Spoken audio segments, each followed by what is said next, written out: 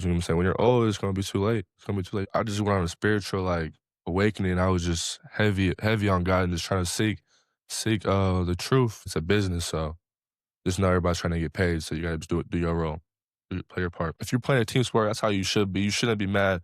People are, you know what I'm saying, doing better than you. You know what I'm saying everything happens for a reason.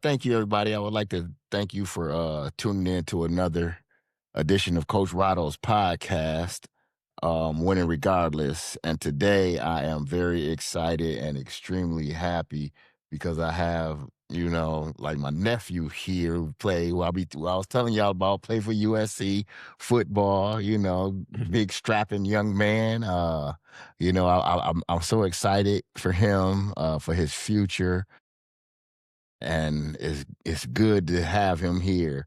What's up, Jadyn? How you doing? Named Jadyn Walker, number 31, in case y'all want to watch the Trojans play. Every time you watch the Trojans, Jadyn Walker, number 31, is who I want y'all rooting for. All right, my bad. All right, Jay, go ahead and introduce yourself. What's up, y'all? I'm Jadyn Walker, like he said. I'm from Portage, Michigan, and I'm number 31 for the USC Trojans. I'm a sophomore this year. So, nephew, tell me about what's it like being out there in Southern Cal? Look at me. Tell me what's it like being out there in Southern Cal playing football on that big stage. You walk into that Coliseum, and I mean, shoot, the echoes of Reggie Bush and Matt Leinart, and walking through there. What is it like? For sure, I would say it's surreal. Foremost, it's surreal. But you get that confidence. It just goes back to just playing football, how I was when I was a kid. But at that big stage, it gets loud. It gets loud and it's crazy. But shoot, I just go back to my training, and it's just like kind of normal. But you get that confidence, I would say. So what made you choose USC? I mean, I know a few of the other schools that was looking at you, and I know I'm so glad you didn't choose Michigan State. I'm so glad. Yeah, I know a lot of my boys that's watching this, the state fans, is gonna talk they smack, fight on. So, yeah, what made you, choose USC? I chose USC just because it was my best offer. F Honestly, it was like just the best option for me. You know what I'm saying? Inside of school, I know it could take me far. Football, like all the opportunities is just like unmatched. Sure, I know that I can go far if I put the work in for sure. So, what are some of the things that you believe that it takes? Like for some of these young, because there's gonna be some young kids listening that's gonna see, that's so you that's gonna see. Go ahead and grab your phone.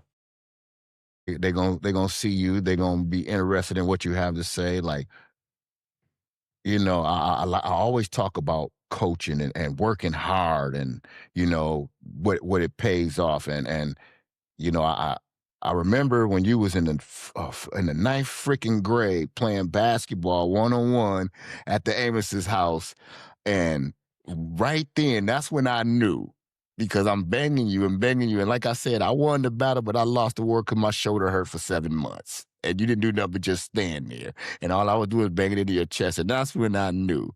So talk about the growth and the hard work that you put in, so these kids understand that it's not an easy road. Because there's a lot of kids that's going to want to be where you are, and they just wake up and think that it happened. Let them know the work that it takes to put in the effort. I would for sure like say it's just like not sugarcoat it. It just goes back to just putting hard work in. That's kind of just all it is. Like it's just the hard work, nothing flashy. Just like getting nitty-gritty and just doing what you don't want to do. Being comfortable being uncomfortable, I would say, would just be, I'm saying, a huge factor, and just keep growing every day. I feel like it's an everyday process, and I feel like when you're young, you gotta grind. You know what I'm saying? When you're old, it's gonna be too late. It's gonna be too late. You're gonna be old and not have same energy. You just gotta, when you're young, just put that work in now, so you can set your future up the right way. Hard work. There's no other answer. Just work hard. Keep God first. See, because I remember, when watching you play Rocket and watching you come up through the ranks and playing, and then all of a sudden you get to high school, and all of a sudden it's like, man, Jay is this, Jay is that. So and then I started coming to watching some of the games, and just to see you grow, man, it was just, it's just incredible. But, you know, I remember as a young kid, I remember when you were a young kid that, you were so misunderstood because you were so much bigger and stronger than all of the other kids. And they didn't understand that you were a kid too, and you were the same age, man. Talk about how you didn't let what other people thought, because again, man, people don't know you. Let me tell y'all something about this guy, man. Why I love this kid also. One of the most humble kids you'll ever meet. He walked in my office, shook hands with every one of my employees, and gave them a hug. Even the ones that he hadn't even met before. Same. So that's the type of kid this is that you're listening to me talk to. So go back to again, how did you like basically say fuck y'all? Um, I guess just stop. I stopped caring about what people think and just doing stuff for myself and just knowing that like I'm my own narrator. I'm writing my own story, so I'm not letting anybody like take away from that and just you know what I'm saying have their opinion mess up what I got going on. So I just kind of just blocked out the extra distractions and just low key right when I went to high school, right when I before I left, I just went on a spiritual like awakening. I was just heavy on God and just trying to seek the truth, and that helped me out a lot. Just getting strong in my faith. That's what's up, man. Because a lot of people, even Greg, who was on, strong in his faith, and says that, that helps get him through a lot of things. And so I'm nice. I like to hear, young people go through their own spiritual thing where nobody pushed them into doing it. You did it yourself, and you feel that that's been helping you on the football field and in the classroom. Because let's talk about your grades. Last year, I'm not gonna lie, I had a bad grade in dance class. I just kind of was bull crapping around. We didn't have no class checkers, so I wasn't really going to class like that. But this year, like, it's just growing up and maturing. Like, you know what I'm saying? Like, this is not gonna last forever. I might as well take advantage of it, you know what I'm saying, and just attack it head on full speed. So I just this year my grades are way better. I have everything above a C and then shoot, yeah, everything above a C. Yeah, that's and especially with that full load, because what a lot of these people don't understand is, man, playing D1, any sport in Division 1 is a job in itself, along with going to school. So it's kind of tough, It's a big deal, and then plus you have to maintain a certain, not only a GPA, but you also can't be a fuck up on campus. They can't be out there saying, Jadyn Walker is this on campus and that on campus. So you also have to, maintain a level of maturity and excuse me, and good name for yourself. So so talk about some of your teammates. Tell us about like who's your hangout buddy over there at SC. I would say for sure, like a lot of people in my class, I know Desmond Stevens, he's from Michigan, he's from Clarkston, and he's a backer too, number 23. He's really good. That's my Okay. dog. That's my best friend. Number 30, Marquise Gallegos, that's my roommate. He's from Cali. That's my dog. Number 26, Eli Newby, he's from Connecticut. He's one of my best friends. Cameron Crawford, number 1, he's a dog. He's from Georgia. Those like my that's like all my close dogs. Man, I love to hear the relationships that you making out there, man, because you coming. Portage is a small place, and I like I told you, I used to live out there in California, so I knew that's like I'd put you in touch with a few of my people if and I knew nothing was gonna happen, but I always wanted you to have that security, that if something happened, man, how was the adjustment from going from Kalamazoo County to shit, LA County. It's crazy, crazy. I would say like the vibes. I mean, I love it out there. If I could, I would honestly stay there for the rest of my life. That's how much I like Cali. Like I actually like Cali a lot.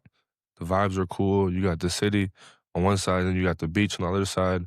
I mess with the beach a lot. Like I go to the beach at nighttime and just like kind of clear my mind, listen to the waves. But I would say that weather out there is just like unmatched. It's the same thing. It's consistent. The same weather. I feel like you just feel happier. You feel better. Yeah, it does. It kind of make your body feels a lot better too, and you don't stay in the house as much because like when you came back home, like you like you said, you really didn't want to do that. You just want to rest and could sit at home, and this is the weather to do that. Out in California, it's like, well, I don't want to burn this daylight, and it's Man. nice outside, so I don't care. I'll sleep at I fall asleep at about 11 o'clock tonight. Let me go to sleep at 11 tonight. So like I said, I remember those days, man, living out there in Cali, and just enjoying it. Even when we came out to visit you, me and the enjoyed being out there, seeing you and hanging out in the weather and all of that stuff. Now, as far as some of your coaches, like what are they teaching you? How, like, for these kids that's listening, what do they need to watch out for when you have to deal with coaches? Like, what kind of mentality should they bring into the situation? Um, I would for sure say, don't take everything personal. Know that your coaches are there to help you, but I know there's definitely some bad coaches out there that don't always want the best for you. But I would say most coaches do want the best for you at the same time. So, I would say listen to your coaches, be coachable, and like yeah, don't take anything personal. So I had a coach, I coached White in high school, so that was like a coach that was like on your head, you know what I'm saying, yelling at you, but it all came out of love. It wasn't nothing serious. So that kind of prepped me for like high school. I mean college coaches. But it was crazy. My college coaches, none of our coaches be yelling like they already know what it is. They all went to the league, so they kind of keep everything professional. So I would just say look out just for like people just yelling and just getting mad. But it's not out of love, you know what I'm saying? It's a business, so just know everybody's trying to get paid, so you gotta just do your role. Play your part. Now, if you had one piece of advice that you live by yourself and you take to football with you, you take to classes with you, all of that. If you had that one piece of advice for, let's just say, that kid out there who, because see, here's the thing that you don't realize, like y'all, I'm taking him tomorrow with me to see my chiropractor because my chiropractor's son is 10 years old and knows every freaking college football team and name of the players on the team and wants to meet him. This is a kid who is so humble, who didn't know that he had people that wants to meet him. So I want him to understand that his words mean something, but also his understand that his thoughts and how he prepares and the things that he tells himself can also be used by some of these kids that are going to see this podcast and look up to you. So, what is the one piece of advice that you would want to give, that you would tell your younger self if you were struggling in football? I would say everything happens for a reason. That's something I just go by. That's what I go by. Everything happens for a reason. But I also know that you have to play your part too. Nothing's just gonna happen out of the ordinary. You got to play your part. And everything will happen for a reason. Do you have any like see one of my favorite sayings is to send the elevator back down. Do you have a quote or anything that you have in your head that you live by, or just like when shit ain't going well? Because man, I'm gonna tell you, watching you out there, and the thing that I love about you is me and you would be text even before and after games, and I would tell you your energy, man. Even when you ain't in the game, your energy. And I don't think that kids understand that. They don't understand that you're not, even though you're a superstar where you're from, and you're a superstar where you are, but you haven't got to turn your light on yet. But you still have to. Your energy, nephew, was incredible. Me and the wife are sitting there just like, look at this dude just still over there jumping on the sideline. The first one to greet the defense, even though you should be out there. The first one greeting the defense when they come off of the field. Coachable, like you said, and the energy that you bring, man, just just talk about that a little bit, man. It's just so. I'm telling you, nephew, it is so infectious. I found myself just videotaping you when you standing there on kickoff, Greg. You go kickoff, watching you just jump up and down and getting up. I'm watching you on the sideline, yeah, hype and all that. I'm like, this bug ain't even in the game, and he know he should be, but he didn't. Look at him. You would think he just made a sack. Mhm. I mean, so talk about that. I would say that's me. I just have a good. I would say my personality is just like super spontaneous. Just like the love for football. Love for football for me is just like it runs deep. I know I wouldn't be where I would. I don't know. I know I wouldn't be where I was at without football. So my love for the game is just is high, and I love football. I'm passionate about it, passionate about the sports. I'm passionate for all my guys. I mess with everybody on my team, so I just love seeing everybody win. If I'm not winning, I'm gonna be more happy for them success to my own success. That's why I feel like everybody, if you're playing a team sport, that's how you should be. You shouldn't be mad people are, what I'm saying, doing better than you. I'm saying everything happens for a reason. So Preach, preach.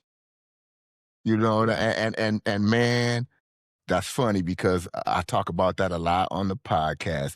If you're only happy for yourself, then you're doing the wrong thing. You know, that is that man, that's and you can see it. You can see, like I said, it was just watching you over there on the sideline, and man, it was just incredible just to see the energy that you brought, you know, even over on the sideline to your teammates. So in that, now let's get to the educational part of it. How tough? Because I know when you first went, me and you talked, and I told you your number one thing is going to be time management. And it took you a year, or so, wouldn't you say about a year or so to figure that yeah, out? I would say I'm still You like still feel, struggling. I'm still trying to figure it out. Still, just as I grow up, but I'm still trying to figure it out. I would say still to this day. talk about how the classes go to where, because these kids think they're going to just sit at home and, do it online and, never have to go to class for 4 years. And For sure, yeah. School matters. School for sure matters. You got to get that degree, but I would say, wait, you repeat that question one more time. Repeat that. about, how the classes, like you were just saying, how the classes matter, about how showing up to classes matter, because these kids think they're gonna, you know, go to school for 4 years and they're gonna have just do classes online and things of that sort. Just talk about that and the time management aspect of it. Yeah, the time management aspect of it it's quite vital. Like you need time management because you know what I'm saying there's gonna be so much stuff going on. So when you have that good time management, it'll definitely help everything out because then you're not all over the place scrambling and just like being late to stuff. You know what I'm saying? You gotta show up 5 minutes early to your class, show your professors that you care, talk to your professors. I feel like when you're younger, they're for sure gonna put you in-person classes. They're not gonna just put you in online classes off rip. You know what I'm saying? You gotta go to class. You know what I'm saying? Get used to class, get used to doing the test. You'll get acclimated to the college lifestyle. But I would say time management is definitely a key because you don't got the time management, you'll just see how everything is just like all over the place It and you'll just just be piles like, up it on you. piles up on you. Yeah, It's more stress that you don't need. So yeah. And before you know it, you just you under the pile instead of being on top of it because you didn't manage the time right. And and so with them making you do in-person classes, I think it probably has a lot to do with make sure that you stay dedicated, and they see that you committed, because it is a year-to-year contract, correct? I Ta- would say sleep. Sleep is a vital key. Like you need to get your sleep. Because that next day you're gonna be tired. You're not gonna want to go to class, but when you get your sleep, you're gonna, you know what I'm saying, you're gonna feel energized. You're gonna feel way better. Now talk about the aspect of the contract part of it, because they need to understand that this is year to year. This is not, when Jadyn Walker signed his scholarship, it wasn't guaranteed 4 years. Hmm. You explain them that how you just re-signed. Congratulations. I'm so happy for you, man. I'm so freaking proud of you. So I get to wear my SC gear another year. So yeah, Heck yeah. talk about you know having to re-sign every year and it being a year-to-year contract. I would say it's crazy. Like, yeah, you can really tell like college football is changing. Like people are re-signing and stuff. It's more looking like more like the NFL and stuff. Guys are getting paid and stuff. So I would just say like you know what I'm saying. Like you said, it's a year in year out thing. So you got to just stay in your A game. Keep putting that. You got to just stay grinding because if you don't, they're gonna bring somebody in and you know what I'm saying. Your spot's gonna replace. So don't ever think get complacent. I'm saying I know I did my job this year, but I know it's not over. I know I got still That's going, it. and we just signed another backer. So I'm saying that's gonna be good for practice because we're all gonna be competing. It's gonna be fun for sure. So now, Just compete. like you said, with them signing another backer, you that dude that I used to tell now he's coming out. He's that dude that you were. Like, you coming from a man's spot. Now he coming for your spot. But of course, we Hmm. know that's not, we not Yeah, giving we're that not up. worried. Yeah. That you would like the listeners to know or hear, or I mean, other than pay attention to USC number 31, Jadyn Walker. I would say protect your energy. Don't let people bring you down.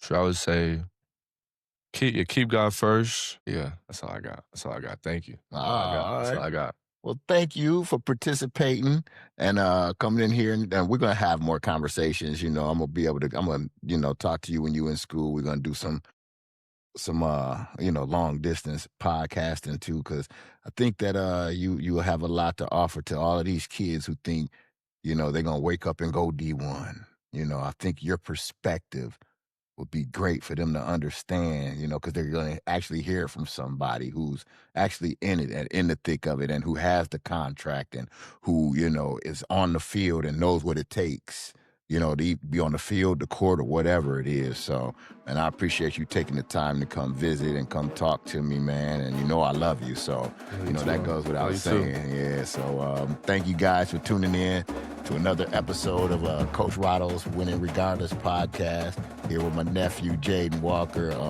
Great kid. Again, remember, number 31, USC Trojans. Fight on. Fight on, baby. Fight on.